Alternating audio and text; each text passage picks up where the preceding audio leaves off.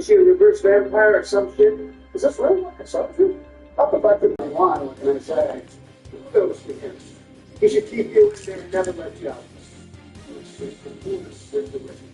Hear that, Don? Holy Jesus, amazing. I'm about to hot take. Now what the hell was that about? Joe, you can't be serious. You saw the same damn magazine a year ago. You can't get a heart attack over it for the second time. No, I'm all right. I just got a bit too. It's winter, so if you want to keep it up for 2 more years or something like that, then go for it. I enjoy this game as of now, so I'm not against it. Pick up the phone, baby. Sure. I'm in the zone, baby. And now you're listening to Travis too. How the hell do you know with all this music, Joe? With your old ass, I bet you'd be stuck in the music that's playing in the radio on this game, not the modern hip-hop. I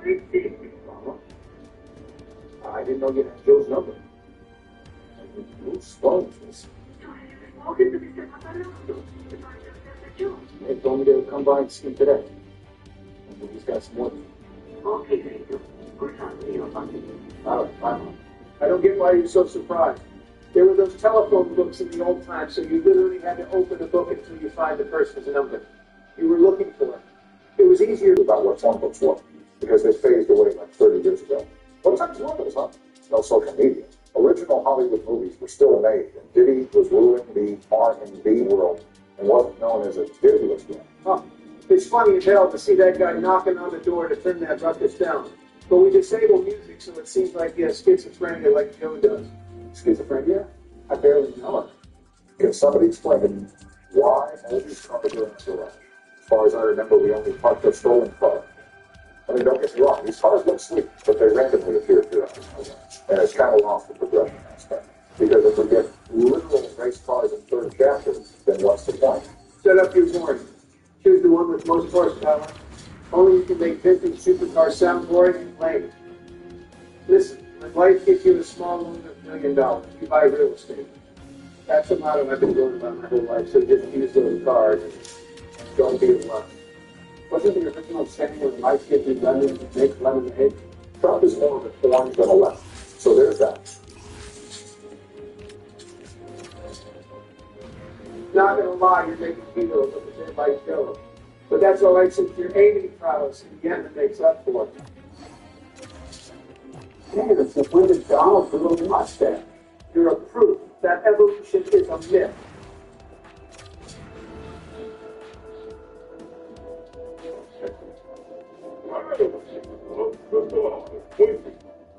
What do you want? Oh, yeah, looking for Mr. Paparotta. Yeah? Why? My name's Gio Scaletta. My own name is the worst for a job, so I can use it. Well, you're in the right spot, son of boy. But a Rico Pacayano at his service. You can call me therapist. If you can't remember your thing, look guys, it's pretty like a fish. What's he up to these days? He's dead. Go home. You don't gotta go sometime. Right, Steve? Sure dead. So you need a job, man. What do you want to look? You've done a new shipment unload. Can we show you around? That's quick as my mistake to get cold. Is it just me or is that Steve guy a ripoff? Mike Arabin thought? Like who? Got his ass. I cracked myself up. But no, seriously, this guy is a ripoff. This Mike Arabin too from Breaking Bad. His position, his stance, his walk, his attitude, and most importantly, his voice. You can just sit there with newspapers. It's like Mike getting the first Mike scene in Breaking Bad. His name is Mike Remon, whatever you said, but rather Mike Remon. But aside from that, you're pretty smart. I think the game came out just a year after season 2 aired, so it's unlikely that it's intentional. To me, it seems like a standard, badass, quiet job and movie crew thing. Did he just say $10? What the hell? Carry all these crates around for $10. Whatever. Get the fuck out of here. Don't show your face around here. It's getting anymore. And you don't because you know what the Barbaro Corporation wait. I said Barbaro. Joe Barbaro. Yeah, so what? Shit. Nobody who works with Joe would carry crates for $10. What the hell are you doing? Come with me. What now? Well, this one don't like manual labor. What the fuck? Any words with Joe Bob? Oh shit. We want a little crazy and words with Joe. You'll have to explain this one to me, son, boy. What's your story? You want another one of them? That's about on his job. I can see you a bunch of things fun. Damn women. They're all the same. Right, Steve? Sure, Derek. Doesn't want you hanging around with Joe, right? My mother was the same way. We'll become a big. We were your boss. I got the whole fucking waterfront up to my thumb. So I was Joe. What are you gonna guess? How'd you meet up with him? Oh, we go way back to the old neighborhood. I'd come back from overseas and put me up until I get back on my feet. Listen, you gotta understand, a person in my position has gotta be careful. Certainly. So you won't mind if I give Joe a call, right? That's that. Now where that put it? There it is.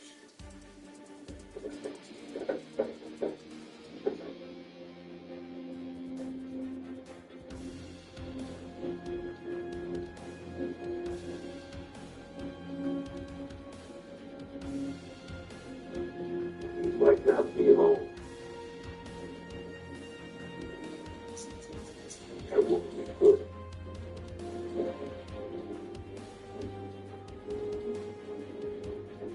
Hi, Joe.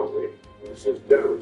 Listen, I got this guy who, what did you say your name was? Leo. Leo. Looking for a job. Such a good friend of yours. A good friend. I just wanted to check with you first. The war hero and all that shit. Thanks, then. I'll talk to you later. Diary file, how to check you out. Joe says you just come back from Italy. Must be able to handle yourself. Want to make a little more money? I got just the thing. The guys here at the board are supposed to pay a monthly fee to the barber, but half of them never cough it up. I need someone to give them a little nudge. $10 a man. What if they don't need a haircut? Well, then you'll have to convince them otherwise. I see. When somebody makes a fuss, then you can get out of them. Well, let's see who teach you a lesson that does make quiet and think this work. You got it? Which is why Steve ain't doing the job. Right, Steve? First boss. Collect at least on $50. I give you 50.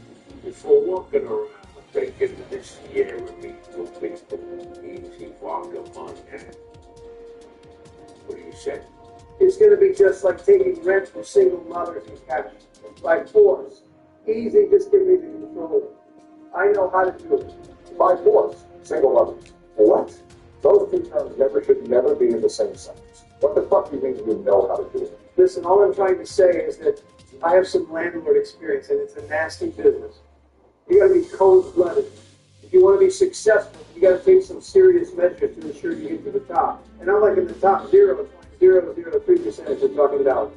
The fact that those crazy numbers are somehow like 2% of total Jeff Bezos' net worth just puts in perspective how disgustingly wealthy he is. And you still say that additionally taxing the rich is a bad idea. Nobody in the world would ever be able to spend over $200 billion.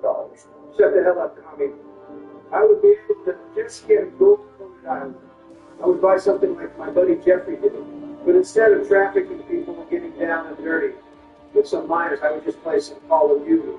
Talk shit to the kids that don't have a gold-coated island. Gold-coated Xbox and gold-coated 7,591-inch Spiro, which I play. Why don't you get out of my face before you get hurt?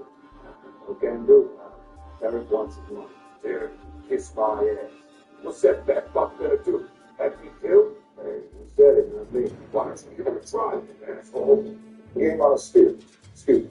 You would see like 40% of the screen at home. And a gold-coated island is not something I... But I actually am an elite MMA fighter. I am absolute top of the food chain, and you can see a glimpse of it. I fight against Joe Rogan. You can throw a punch or two to kick butt, but I'm just too elite for him, so he looks like an amateur compared to him.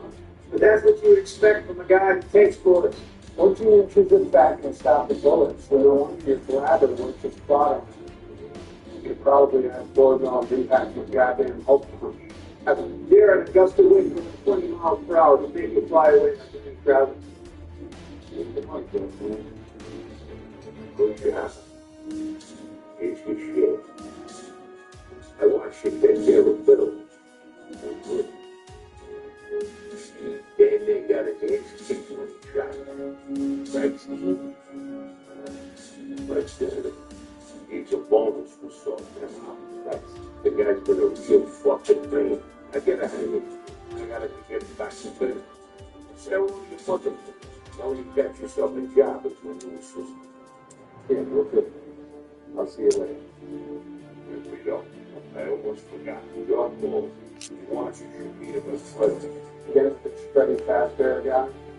I already said I'm scared. I don't need you to scare me some more. It's a bar name. And the owner's name is probably named Freddie, for fuck's sake. There is no Freddie Fazbear. What if his name is Freddie Fazbear? Did you ever think about that for a moment? Yeah, that's what I thought wrote down. Let's look at it the other way around, Joe. Even if this game somehow happened in the same universe as Feminist, it would still be impossible to have Freddy in this game because you can easily check out the Google note that Fredbear's family diner establishment got opened in the year 1973. I'm not going to get into any other details of the lore because we could talk about it the entire day. If you want the entire lore, you can listen to game theory videos. Or if you specifically want to hear presidents talk about it and get ready to know I'm going to break the fourth wall, you can just visit the Presidents Play Horror Games channel because they had really well capture the entire map story. But in short, first concept of Freddy got implemented 30 years after the mess was on the screen right now, Gibson. I lost you somewhere around establishment. I think you can repeat that one more time. Hey, what the hell are you saying? Right over as soon as you pull. What's going on? Remember the wise guy from this game? And what? The guy we're meeting here was one of them. His name's Henry Thomasino. I think he's got something big for us. Yeah, shit. Yeah. We've done with the small-time jobs. It's time to make some real shadow. Hey, what's going on? Don't say nothing stupid. Hey, Henry, how are you? Hi, Joe. Is this the guy? Yeah, this is big, an old friend of the music. But, absolutely, Henry. Trust him with my life. Okay, listen, I got a job for you. The money's good. I need gas stamps. I want the fortune out because of the gas shortage. Where can we get them? Any hope for some prices? That's a federal government agency is now with this. Why? Until March 48. No, maybe now we can put it over. I can't do that, no. The stamps are kept in the safe at night, but the keys are probably around you somewhere. That's your money inside? Yeah, one of our guys. His sister lives there. If you help us out, this for yourself. My name's Maria. If you address, tell us. I was about to say, you got that. That's your problem. But what's the down payment? I'll give you $600 for $10,000 worth of it. Okay, we're ready. Now I need to go to school for long. I got another job for you. Go. Good sitting. Yeah, shoot. Hey, and don't forget to take a piece of this. You never know what's going to happen. Better to be safe than sorry. I got to wait. This one's stick on it. I want this to be a clean job. If you kill anybody, I'll drop it in there. Beach, I got it. No problem. Okay, when you're done, you come back here and settle up. So we're going to do this. I don't know about all of this. This guy looks shady. He might be an undercover cop that is trying to get us trapped. Now, Joe and Vito were too low on the hierarchy to get chased by feds. They're just boosting cars for killing a bunch of Sunday gangsters. So who is taking over for this part? I would say Obama because we're about to steal. But on the other hand, we're stealing documents, and you're an expert in this department, Joe. I didn't steal no fucking documents. It was Hunter. Yeah, who gave them access to those documents, huh? Guys, we really are not here to fight. I will do it. I am by far the most sensible and patient person in the room, so I definitely can stealthily take some gas stamps. I wouldn't say the most patient. Once we locked Joe in a room, we just painted with some Chinese paint we had on there until the next day. He got wasted so bad. He literally watched the paint dry for over 20 hours. That seems quite patient to me, but whatever suits you, Bomber, man. It's true. Let's hop up and meet this bitch. I want to get this done. Don't be a dumb drunk. You're not even playing right. We're here to chill and play a game. Why would you want to get it done quicker? It's not like we have important things to do. It's Christmas time, so we're just chilling and lounging around with our families and friends until the new year. Most of us sadly get drunk as hell on New Year. and then stay in bed for the entire next day with throbbing headache. So until January 2nd would perhaps be more accurate, but my point still stands. Shut the fuck up for a moment and explain to me why the audience is. It's the third time I have encountered a massive fucking bug in this game. And we are only on our second episode. That's like over one bug per episode. And that sounds like a poorly written For a solid 30 seconds or so.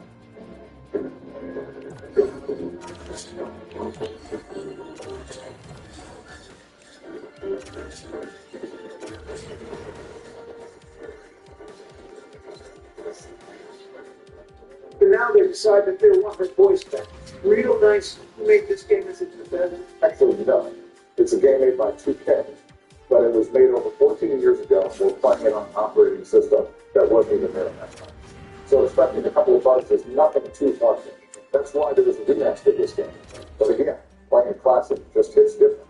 And surely some people are getting nostalgic for this too. I wonder if there's kids sometimes in it. Just look at WWE 2K physics. Anyone who's played it back in PlayStation 2 era probably seen better physics than what we have today. The thing that boggles my mind the most is the fact that whatever bugs we've encountered in the 2017 release have only gotten worse with each new release. I feel like they release each title by removing one person and adding another to the roster, and then they just delete random lines from the code of the game just to market it as a fully different product. I don't know why people are still buying those annual games. It's just a scam, there's nothing else. I don't know if you paid the attention to the dialogue veto and this lady had, but she gave us a guide on how to steal good stamps. I wonder if she paid for this. Anyway, I just need to get to the bathroom window right here. Now is the question. Do we kill the dogs on the city and take the pay cut from this mafia guy we're doing the film? Or are we doing it his way without any kills? It isn't real life. We already have multiple supercars in our garage, so this virtual money won't be useful to us. You remember that one time we played Hitman? You tried to do it all stealthily without any rockets, and you failed miserably 4 times. And when you finally finished the level, it took you over 30 minutes. Meanwhile, Joe just went full-on Rambo and started Damn, I need these people bet. Wow. That is really unfortunate. I love that at these Try to two. take you down without shooting, and if somebody will notice you, only then. Start blasting and don't look back. Whatever you say, here goes the first one. Now I need to find the key to the safe, and something in my mind tells me that it's in the room with the flashing door. Okay, but how will you find the actual safe? Don't you have those lockpick thingamabobbers? Why would you need to put effort into finding the key when you could raw dog it like Joe Dog? No, I pray to God that federal building safes with gas stations are better locked than some random cars in the bad neighborhoods. You really think that? My brother, you literally could easily get in the building by hopping in through the open bathroom window. If they let something like this slide and not catch you killing one of the guards, then I really don't think that someone who can picklock well would have a problem with the safe in a building like that. Especially since it's 1940s, so all the digital security is very simple and easy to break. Oh, I don't get why we were making such a big draw on this. The game told me to get the key, so I got the key. I followed the objectives of the game because I wanted to progress through. Aren't you the one that was nagging about finishing this episode faster? Are you now changing your mind or what? Yeah, I just wanted to laugh at your ass. Oh shit. The guard is coming this way. I need to hide before he gets me. I'll just wait for him to pass by and then take him out. Thankfully, I have this minimap, so it can't get any easier than this. A real man can sprint towards him and tackle him like a Super Bowl and assert his dominance. Oh, yeah, right. I do that in Hitman all the time. And it failed me only one time, but I was circled by multiple armed guys, so it doesn't really count as a solo fight tactical mistake. You are just breaking the game with this approach. The stealthy games are made with the intention of player actually following the hitman logic, not by rushing everyone like it's low-rank Counter-Strike. I mean, I guess that you won't get me following the line approaching you two. I'd rather get immersed in the role of Vito and try to sneak around this building and hopefully come out scot-free. I will laugh so fucking bad if you will get into a shootout anyway. Imagine crouching all the time and trying to be stealthy just to start shooting. Oh, you'd be talking. I'm really disappointed in whoever made those animations. I hope they felt bad about sucking this bad at their job. They were apparently so busy that they couldn't bother to make the kill animation of the guy that's sitting in the chair. So all they did is to make the guy suddenly stand up just for Vito to be able to take him out. This game is starting to lose some points from me. Okay, now this is the bulk of the truth. Hopefully we won't get caught.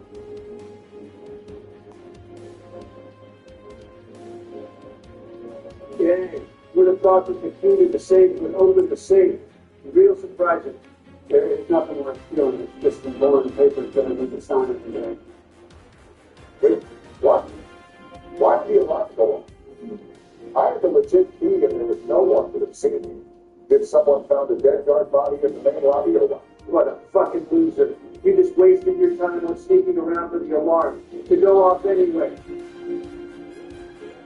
I'm just trying to SpongeBob with all the holes in it. But why did the alarm go off? Why didn't that lady warn us? I said this guy is shady as hell, and now my suspicions about him only got stronger. If this doesn't look like a setup to get us jailed, then I don't know what does. Looks like massive skill issue. If it were me or Don running this, we would be out of this hole 5 minutes ago. One thing I can say is that we would probably waste more bullets than you, since we would be putting everyone out that way. The fuck is playing by the rules, I guess. Don't mind if I do. What the fuck? There's your problem, Barack. This is a game where we boost cars, shoot people, and rob federal buildings. Why would you play by the rules in a game that is about breaking them? It seems like some broken logic. You look at the things in one-dimensional way, and that is the problem.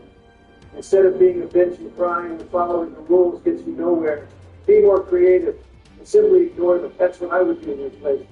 It seems like you already do that because those 34 felony counts ain't out enough. Oh, let's just drop it because you got me political on a Christmas video. I said to myself to not get political this Christmas, and you just broke me. It seems pretty hard to not get political when 3 presidents are having a discussion in one room. But, oh, I know. Well, let's right on. Hey, get out of here. Nothing to do. We have to win it. Remember, we won't be in a third of a month to get in the shoe. Let's see what we got here. Ah, shit. Something wrong? Like the rest was these states would have an expiration date, and that date is tomorrow. So, what does that do? It means they're going to be fucking worthless. But what? If you can get the gas station by midnight, they'll get the stamp on it. Get a stamp. They got to get there by midnight before they snow. Doing something now. Wait, that was not real. You didn't say anything about the expiration dates. Well, shit happens, doesn't it? Look, pull the salt out, that's the thing, plus, I get it wrong. The faster you unload them, the more money you get.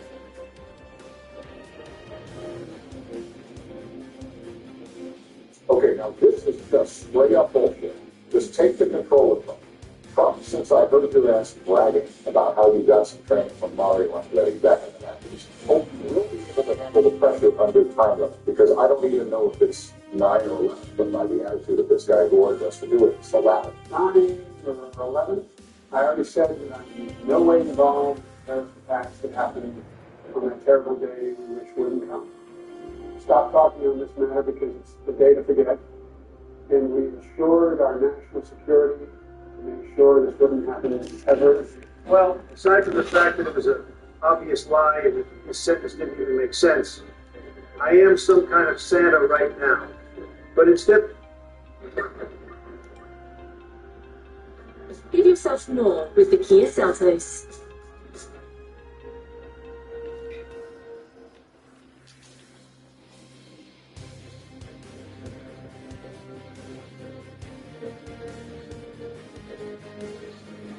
No favors in Team Canada's 6-4 loss versus Team Czechia in yesterday's semifinals matchup at the World Juniors. Now, at the time of recording this audio, Canada has yet to play the bronze medal game against Finland. By the time this video is uploaded, I think that game will be, 4.5 hours away? Something like that. But what I wanted to do was talk about how badly this tournament has impacted the way fans view Gavin McKenna. Because heading into this year's World Junior Tournament, Gavin McKenna was, and I'd probably still say is, the projected first overall pick. He's not a unanimous pick, because even as we had talked about in the Why I Want video a few weeks ago, there are other prospects that some scouting outlets like Sportsnet's Jason Bucala, for example, are ranking higher than him in the NHL draft. Other scouts have Keaton Beerhoff as the first overall prospect. And then there's a conversation about Ivar Stenberg in Sweden. But Gavin McKenna, by all accounts, was seen as a high pick to be. And I'm not necessarily going to say that this tournament is going to have an Atu-Ratu effect on Gavin McKenna. He's going to go from projected first overall guy to the second round. Like, no, that's not going to happen. He's a talented player, he's very skilled, and he's going to be a high draft pick this year. But he may have just ruined a lot of the fanfare and a lot of the reputation he had built up for himself with this tournament. In yesterday's game against Team Czechia, Gavin McKenna was on the tail end of 14 penalty minutes, which included a 10-minute misconduct for abuse of officials. Another one of the 2-minute penalties that he got was with 6 minutes left in the third period, where he took the most stupid cross-checking penalty in his own zone to put the Czechs back on the man advantage. It was a totally unnecessary, brain-dead play for a Canadian team that was down by one, trying to claw back. It was a total facepalm-worthy level penalty for a guy who is supposed to be the cream of the crop, one of the players that's supposed to lead this team out and get that done. And it just bleeds more into this idea that we've been talking about throughout the course of the World Juniors, that this Team Canada in 2026 was particularly unlikable. What with the intense lack of discipline, the constant penalties, the whining to the referees, the arrogance in some moments, the slapping of the behind of the opponent during the goal celebration, no handshake, just the attitude in general, and then you have at Anytime Fitness, your time is our time. From sunrise to sunset, your fitness journey never has to. Because every day is a chance to become stronger, healthier, and a more confident you. With top-tier equipment, expert coaching, and a community that's got your back. Because when you show up, so does me. Anyone, any goal, any time. Now, that's really happy. The irresponsible penalties, the lack of defensive coverage, and McKenna's abuse of official penalty. Not to mention Porter Martin, who also got the boot at the end of yesterday's Czechia game. As we had said, this Canada team got outworked, they got outbattled, they lost. And you still had players on this team going out there and committing fouls that were resulting in them getting ejected from the game with 20 seconds left. The likability factor matters when you're playing a sport that fans watch and that fans get entertainment out of. This was a showing where Canadian fans can look at the team and the players and say, what the hell are you guys doing? And Gavin McKenna in the post-game had a very solemn post-game. I understand he's 18 years old, but the interview that he had with the TSN crew afterwards, he was sour graping. He was saying, yeah, I felt like we should have won that game. It sucks. They played hard, but I felt we should have won. And I understand hockey players are passionate individuals. They have high pride, and they want to be able to express that, especially nowadays, right? Gen Z kids, they're Zoomers. But am I the only one that detected a level of attitude in the way that he was able to respond to those comments? Like, oh yeah, I felt like we should have won. I don't know, maybe I'm just projecting whatever it is that I have internally onto Gavin McKenna. But now you're starting to see conversations pop up all over social media about not just the attitude and him getting the misconduct and whatnot, but just the entire story of McKenna as a whole. The TSN broadcast after the game concluded were speaking about how Gavin McKenna, throughout his entire hockey playing life, has never really been challenged. He dominated everywhere he went because he is a fantastic hockey player, above and beyond, ready to compete and destroy whomever it was stood in front of his way. And it was like that for most of Gavin McKenna's hockey playing life. Up until this year, where he has not been scoring as much as people had expected with the NCAA's Penn State University Nittany Lions. He thinks the game fantastically well, his anticipation, his puck skills, they're all above and beyond. And there are arguments to be made as to why his production is lower in the NCAA than we thought it would be. But for the first time in McKenna's hockey playing career, things weren't coming easy. The NCAA is a different beast, and with all the imports coming around the same time this year, it's a lot more of a difficult situation for any player who's entering as a year one, especially one who's coming with the expectations of being a franchise-altering superstar like McKenna. He took the bag to play in the NCAA. Instead of sticking around in the CHL, well, he probably would have continued to dominate and would have been the unanimous first overall pick if he even just replicated, let alone one-upped the 129 points that he had in 56 games last year. Because he's not dominating the NCAA in the same way, and because there are some struggles that he has gone through in that system, for the first time ever, things are not coming easy for McKenna. And in this game against Team Czechia at the World Juniors, where I won't even say that he played all too well, really, a lot of folks have come away from this World Junior semi-final elimination talking about the top guys that were supposed to be able to carry this team. McKenna, Michael Misa, lots of disappointment to go around from these specific forwards. But for Gavin McKenna in particular, we are seeing a level of attitude that is starting to get a lot of folks sour on the idea of this guy being a first overall player. Comments all over social media saying, hey, this guy's playing and talking his way and penalizing his way out of the first overall spot. He's not going to drop to the second round, guys. He's not going to go out to Rock. He's too good to do that. He'll still be a top prospect, but is he going to be first? I don't know. And for my Vancouver Canucks, oh boy, it is such an ironic tale where you look at the situation with Vancouver. It's like, oh, they just traded away JT Miller because of his attitude problems, and Quinn Hughes didn't want to stay. The Canucks got Evander Kane, whom a lot of people have strong opinions about his attitude, and then the Canucks are going to get first, and they're going to get McKenna, this guy who does all this crap at the World Juniors. It is so ironic, coincidental, bizarre, whatever word you want to use, and I do not necessarily know how I feel about that.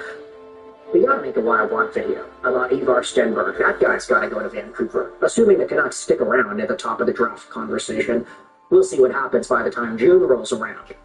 But for now, I'd say a lot of fans are starting to sour on Gavin McKenna, at least based off of what I'm seeing on social media. The combination of a disappointing semifinal game,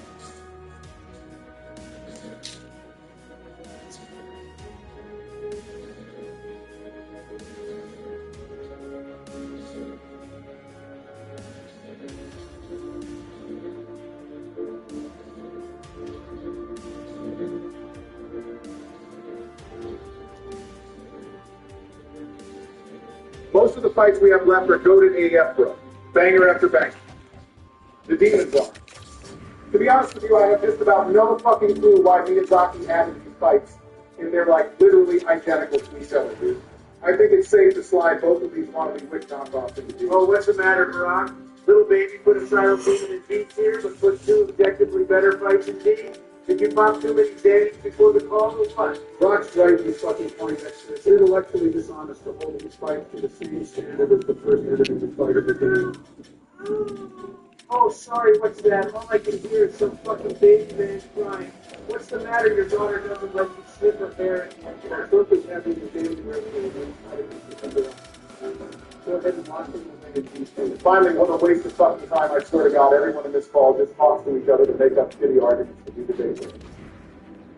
Trump, when you were screen sharing your first playthrough, you literally said they're less useful than Swiss. Let's do Tennessee team in that. Oh boy. Now this is into their fight. These games are truly at their potential equivalent of Eric Carson and not with the fucking sarcasm. Unfortunately, I'm going to have to agree this boss is one of the fights where you have to hit him too much. Sometimes the ball is just the one thing to do. Actually, that reminds me of Yeah, we fucking get it, Joe. This fight is bad. Also, who the hell okayed lava? It's like 5 times brighter than anything else in this dark-ass game, and making a god-awful nothing. It's like the developers thought the shitty camera wasn't enough and really wanted to make sure we had to fill it up better. Just put this shit in B tier. We all know it's ass. Hurry up. Okay, I get it. Next up in the line of straight bangers, we got Bet of Chaos. Even calling this a fight feels offensive. Its arms a straight-up hitbox door and shove you into the little glory holes constantly. The only good thing about this shit is thinking about having to do it again reminds me that things can always be worse. For real, Baron, this fight makes Dragon God and Yorm look like they belong in the fucking Louvre. BOC, on top of being complete unadulterated dog shit, also has one of the longest runbacks in the game and probably the series. BOC is cheeks and doesn't need any more justification to put it in F tier. No one likes this shit. Hey, wait now to be honest. Fuck this. Wait, what happened? I think Trump sensed the bullshit that was seconds away from coming out of your mouth and left. All I was going to say was I think this fight gets a lot of unwarranted behavior. Sorry, bros, I had a brain aneurysm and fucking died after hearing Uncle Joe start defending his gimmick fest. Hey, fuck you too, Jack. I listened to your opinions, even the shit ones, which are all of them. Cope and seed, bitch. Anyway, the point is, I kind of like BBC. Bro, I said I kind of like BOC. It's not amazing or anything, but I can appreciate the developer's intention of making a wholly unique fight. Sure, it flopped, but not everything can be a winner. Yeah, if it took me like 40 years to become president, I'd be telling myself not everything can be a winner, too. For real, that's some fucking coke, Joe. This shit is going in F. You can cry about it. Thank God all the bosses left are gas. Easelith being released during my presidency was my greatest regret. Hey, can we do Gwendolyn next, please? The fight is just really amazing, man. I just know I'm going to regret asking this, Joe. Why do you want to do Gwendolyn next so fucking bad? I've been waiting like 20 minutes to talk about her. She's just so Joe? She reminds me of Jill when we first met. Oh my God. The fight is also really cool. I know it's simple, but she's kind of like an obstacle course. It's pretty fun. Pretty convincing A tier, if I do say so myself. Yeah. Joe. Two things. First of all, the fight is mid. What are you talking about? Gwendolyn literally has 3 attacks: the crossbow one, the magic ball, and the magic spur. You also fight them the same exact way no matter what build you have, which is a hallmark of a terrible fight. C tier at best. Second, Gwendolyn is a man, Joe. You are so fucking cat. Joe, you spent half your playthroughs reading the wiki, and you're trying to convince me you didn't know Gwendolyn was a man. Why are you even sipping over the throne? All right, let's get it straight. Barack Gwendolyn is a dog shit fight. But there's nothing wrong with being into a little femboy snake hussy, you fucking bigot. Wendy is so much better than I thought. Holy shit, guys, can I change my vote to S tier? Wait, I'm lost. What the fuck is a snake hussy? Snake pussy, bro. It was like word of the year. You should know what that means. You're married to Michelle. Fuck you too. Joe was right last time. You guys are some haters. On the subject of Coomer Bait, we got crossbreed Priscilla. I love that the fight features 2 unique mechanics of being able to skip her entirely, and her invisibility. She's S tier, I like her. L opinion on God. Wow, what a cool mechanic not being able to see the boss. So exciting, so enjoyable, amazing. Her like one sweeping attack that you can easily dodge on accident half the time is peak from software, bro. And then there's her weapon. Have either of you bozos ever actually tried cutting that shit off? I swear it's impossible. C at best. Skill issue. Barack, you only like her because you see yourself in her. The fuck is that? When she summons the snow, she vanishes like you did every time you saw a Syrian child. Fuck you, bro. You're literally like the only president to lose as incumbent in 30 years. Yeah, because Corn Pop over here stole it. She's so hot. Excuse me? Whatever, bro, we'll split the middle and put her in B. Time for the DLC. Let's go in order and start with Sanctuary Guardian. Now, this is a fight. It has a really unique moveset compared to most of the enemies in DS1, and looks so unlike anything else in the game. It serves as a great beginning to the DLC, making sure you understand that you're not in the same Lord rank. I think Joe finally took his meds. He started to spit again. Sanctuary Guardian compared to the rest of the DLC fights is kind of mid, but compared to the standards of the base game is so A tier, it's not even funny. You guys must be some fucking black belts in capping. When you look up mid in the dictionary, there's a picture of this thing. His hitboxes are so bad it makes DS2 look polished. Also, I've seen like 30 of Body's videos, and I don't think this thing has any lore. I'm pretty sure Eminem in 2023 is more relevant than this bozo. See at best. Barack, you keep spitting that dumb shit, I'm going to regret being your VP. The hitboxes aren't even a problem. This fight is easy as hell. Seriously, Joe, this Hussein guy is tripping balls. We're putting this guy into A. Fuck you guys. Next up is Artorias, and I think I speak for all of us when I say he's goated. Easily one of the best fights in the game in the series at large. The atmosphere of this fight is second to none in the Oh, here we entire fucking series. go again, not this shit. Areola is this mythical Who the fuck is figure Areola? I've been hearing and reading about for the entire game. And you finally get to Don't meet him. take... Even at his weakest, he's still a very difficult fight by DS1 standards. And Keep spitting, Joe. He was fucked from S tier, no doubt. No doubt, Joe, this fight is goated and is the standard of quality and polish that all the other fights in the game should be compared I must have walked into the fucking kindergarten classroom on accident.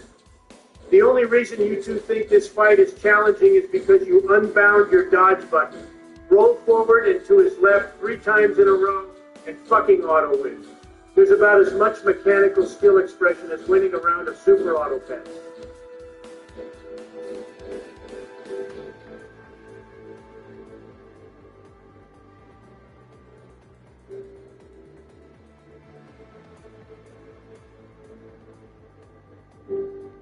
All those times you told us to let you cook, what the fuck were you cooking? Some meth. You're high as hell. Everyone loves this fight. You were insane. The only thing I'm high on is life, knowing my opinions are so much better than you shitheads. I can't believe I'm friends with Artorias Sheeple. You're off your fucking rocker, Jack. This fight is the definition of S tier. Sure, it's not so hard anymore, but at the time it was a clear step up from anything in the game before it. This shit is S for days. Keep the facts rolling, Joe. Next up, we got Manus. Personally think this guy is overrated as hell. Manfred is cool as fuck. Do you even know what you're fighting, dude? He's literally the father of the Abyss. All the bad shit in these games pretty much spawns from the Abyss. And this is it, personified. And you beat his ass. And you're telling me that's overrated? Get real, bro. More like my anus, this guy reeks of shit. He has the moveset and a grip. Hello? Hi. Not much. No, drink this morning. Yeah. Okay. Okay. Okay. Yeah. Yeah.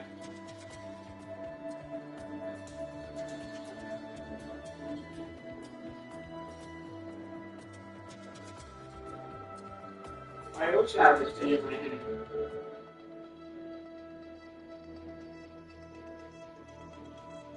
No, I like it in my hand.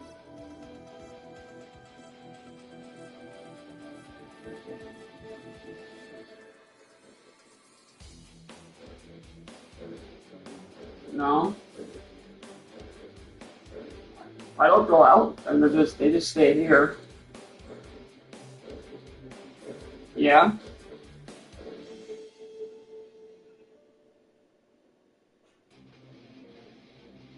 I just keep them in the house.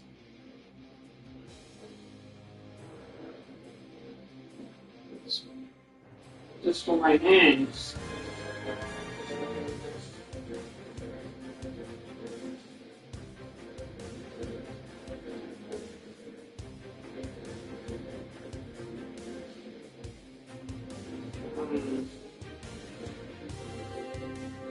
I just like having them in my hand, that's it.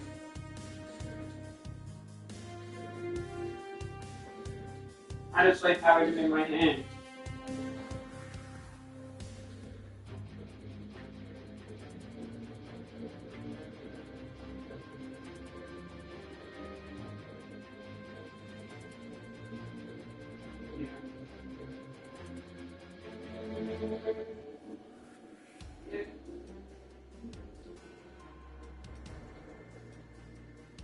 Just for Wednesday, this week. Yeah.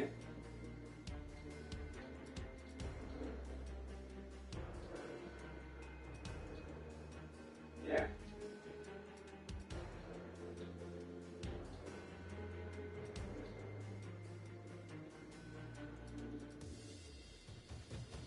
Yeah.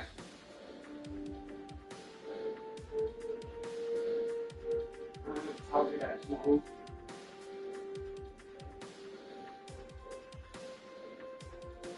I think she's back tomorrow.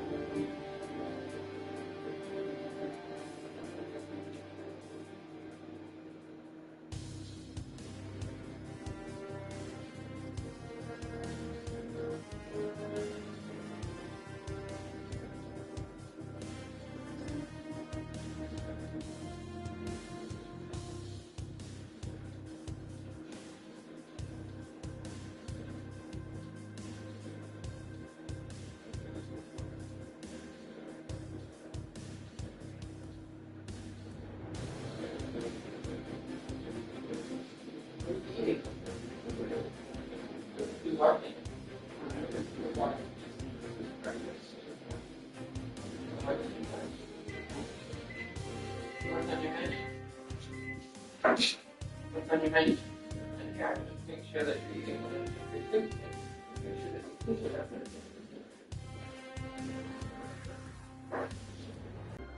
Why not? Why don't you have one this week? Did I make your menu, or is that last week?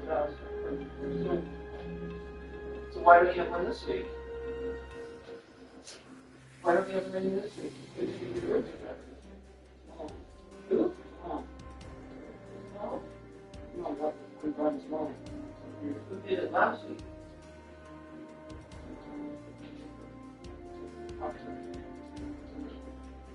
I probably did it last week.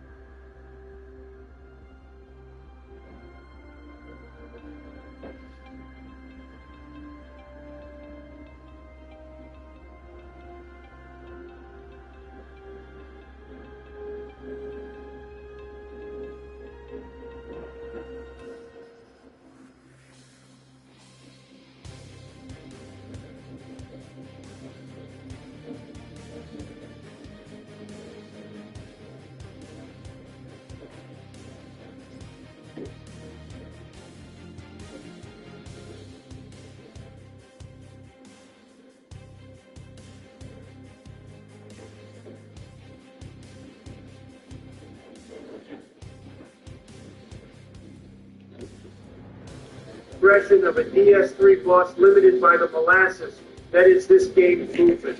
I'm pretty sure even Bruno got to move more often against King Crimson than you do against this guy. You get it, bro. You want to show this. Normally on atmosphere guy, but this guy's mechanics are great and everyone knows it.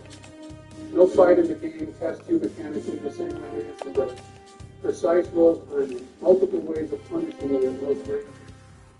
If Artemis is the peak of DS1 bosses in general, Mason is the peak. Are you okay, Gil? No one actually likes Manus. They just pretend to like him while trying to convince everyone else in the room that they do.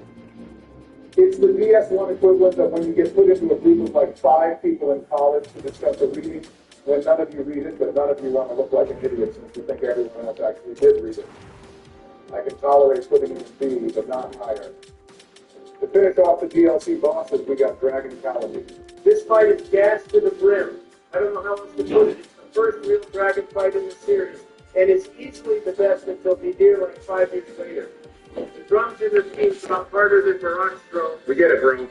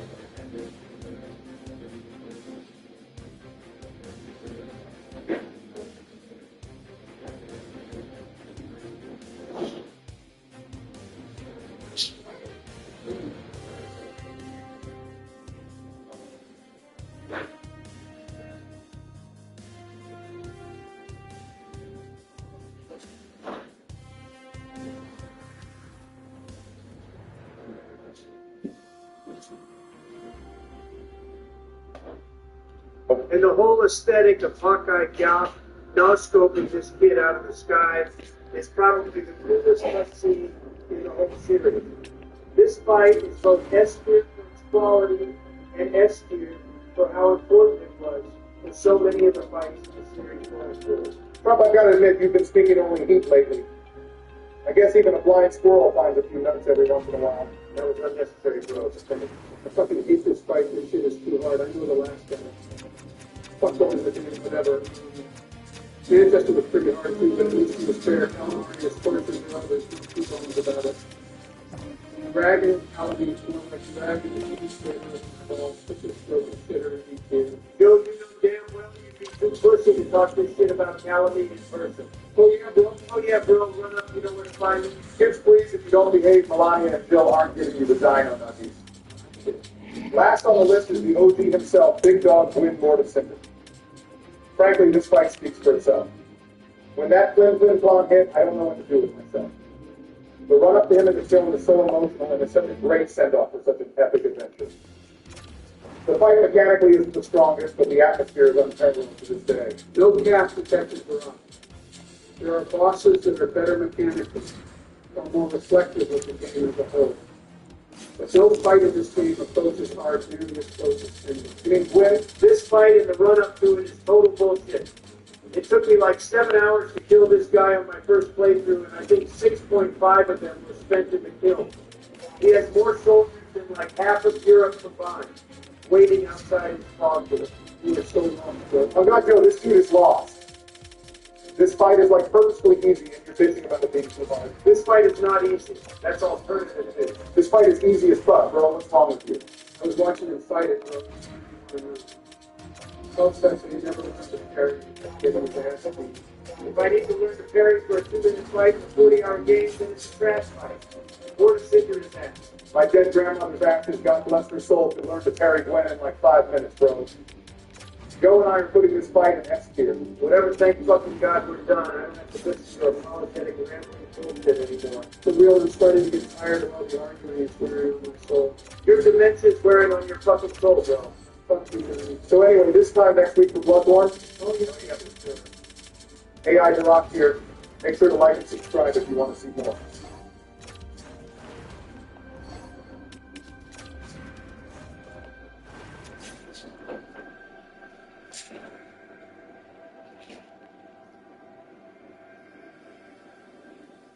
As much as we like to dunk on the Vancouver Canucks, and as much as I honestly do believe this is the biggest face palm for the team at the moment, I don't really think this is anybody's fault.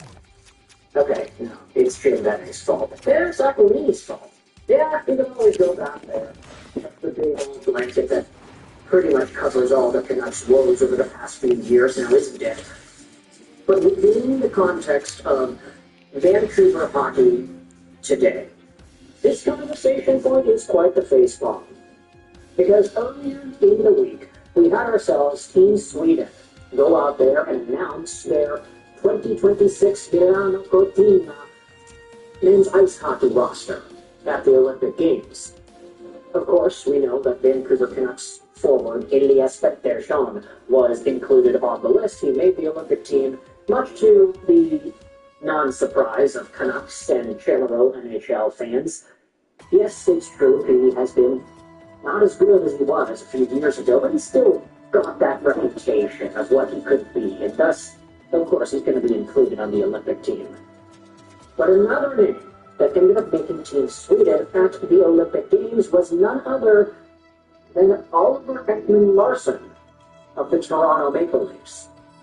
He had been selected by Team Sweden for the 2026 Olympics. He had previously won silver at the 2014 Sochi Games. And I had to quickly remind myself, the 2014 Sochi Games featured a very good Swedish squad that played against Canada at the finals. Carey Price was a brick wall. Shea Weber, Drew Doughty, just going out there and terrorizing guys. You had Jay Bogeyster and Alex Pietrangelo and Dan Hamhuis. Who could forget about him, even though Hamhuis was not the high-flying point scorer like a BJ Subban, who was also at the tournament. But Oliver Ekman-Larsson was a part of that Swedish squad. And now he's going again. After putting up the season he has had with the Toronto Maple Leafs, where, and if you haven't been paying attention to the Maple Leafs, this is going to surprise you, he has scored himself 25 points in 41 games. Oliver Ekman-Larsson is on pace for 50 points on the year. He hasn't scored 50 points in an NHL season since 2015-16 with the Arizona Coyotes. He had 55 points in 75 games at that time.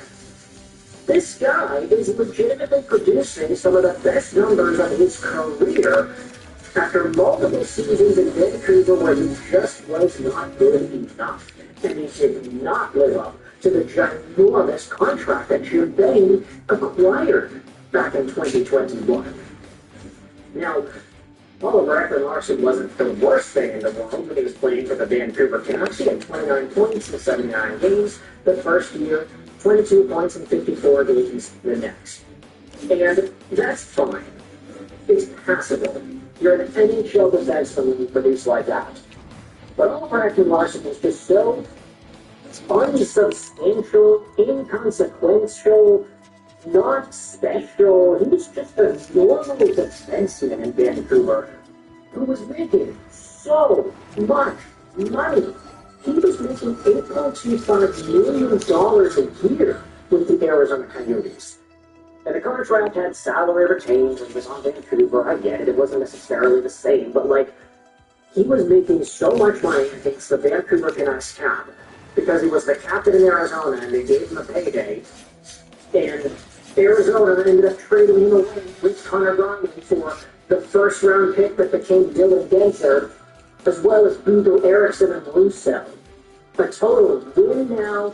We don't care about the future. We don't care about Eriksson, Beagle, and Roussel's contracts all coming off the books next year and us freeing up that dollar amount. We will use the potential cap space that we have next year on Oliver Ekman-Larsson and pay the price of Dylan Gensler to get that done. The trade looks terrible now, although we did make videos talking about how I was excited for the trade. I'm generally very positive about stuff that can us do. That's my symptom of being a fan.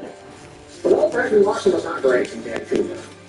Ever since they bought out, though, because that's the biggest thing we haven't spoken about yet. He got bought out by Vancouver. He signed in Florida for cheap. Got 32 points in 80 games, won a Stanley Cup, and then signed in Toronto, where now he is on pace for 50 points. This is a really strong, talented defenseman for the Toronto Maple Leafs. And the biggest facepalm of it all is what Talent goes out there and says here. Oliver Ekman-Larsson is another player who's on greener pastures once he left the Vancouver Canucks. It's almost like the organization is the problem and not the players. Well, the vets should see this and ask for a trade. Now, just for counterpoint to that argument, Quinn Hughes, yeah, it's going better out of Vancouver. Bo Horvath, going better out of Vancouver. Ekman Larson, Jared McCann, all things better out of Vancouver. But you can't say the same thing about JT Miller. Okay, let's go back to the topic at hand. Cameron replies here in the comments, Oliver Ekman Larson is currently the highest scoring player on the Canucks payroll this season. He's got 25 points versus 23 Elias Pettersson points. Oh my goodness, are you kidding me? Now, for what it's worth, the tweet is a few days old. Elias Pettersson is now at 25 points in 33 games. So he does have the same amount of points that OEL does in 8 fewer games. But it just goes to show you how poor the Vancouver Canucks have been doing this season compared to everybody else. The young guys are getting the majority of the points in the days. Quinn sets the highest point per game on Vancouver. He's still 2 points behind the top Canucks. And he only played 26 games. And then Oliver Ekman Larson is the highest scoring player tied with P.D. McCormick on the Canucks payroll because of that 25-point marker in Toronto.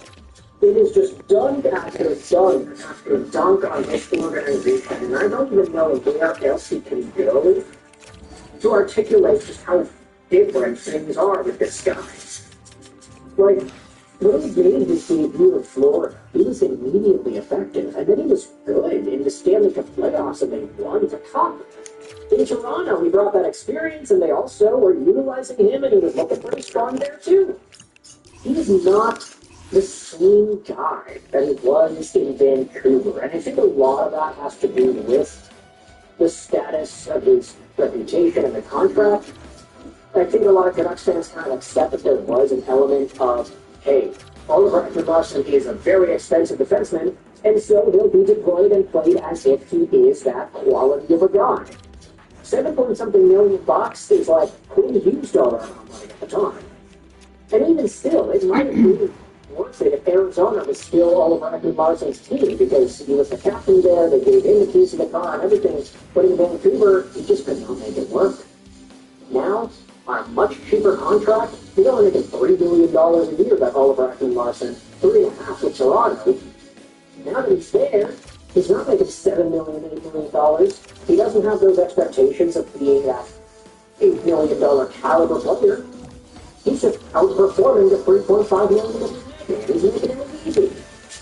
So, yeah, it's tough, eh? Let me know your thoughts in the comment section below if you're me.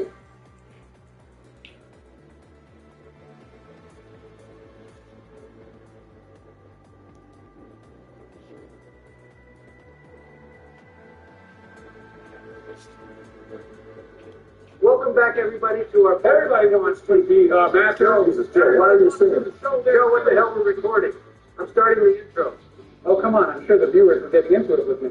Honestly, Joe, I was kind of about to myself. JoJo Journeys is like a top 3 Pokemon That's crazy. I intro. don't remember asking. Okay, dude. Anyway, yeah, welcome back, guys. This is episode 3 of Presidents Play Pokemon, where me, Joe, and Barack will be playing through Pokemon Emerald. Last time Joe stumbled around Rustboro. Beat the This chair. time yours truly will be getting us out of here and moving on to the next town. Well, before any of that, Donald, you're going to have to take care of some of this Team Aqua nonsense. Oh, damn it, Barack. Yeah, you're right. I forgot this inadequate employee gets robbed again right after we beat the gym. Maybe show some sympathy, Donald. He's not asking to get robbed of his goods every time we see him.